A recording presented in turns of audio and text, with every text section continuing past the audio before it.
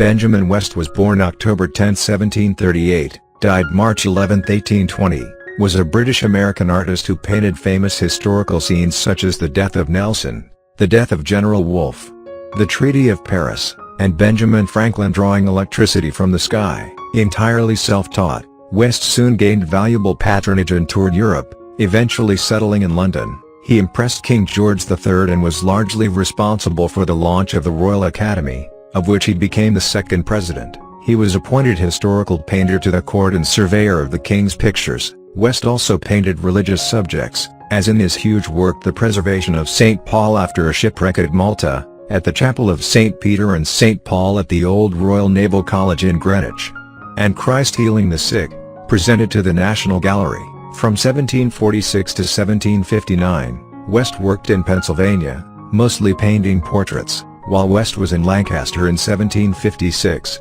his patron, a gunsmith named William Henry, encouraged him to paint a Death of Socrates based on an engraving in Charles Rollin's Ancient History. His resulting composition, which significantly differs from the source, has been called the most ambitious and interesting painting produced in colonial America. Dr. William Smith, then the provost of the College of Philadelphia, saw the painting in Henry's house and decided to become West's patron, offering him education and, more importantly, connections with wealthy and politically connected Pennsylvanians. During this time West met John Wollaston, a famous painter who had immigrated from London. West learned Wollaston's techniques for painting the shimmer of silk and satin, and also adopted some of his mannerisms, the most prominent of which was to give all his subjects large almond-shaped eyes, which clients thought very chic. West was a close friend of Benjamin Franklin, whose portrait he painted. Franklin was the godfather of West's second son, Benjamin. West traveled to Italy in 1760 in the company of the Scot William Pattoon,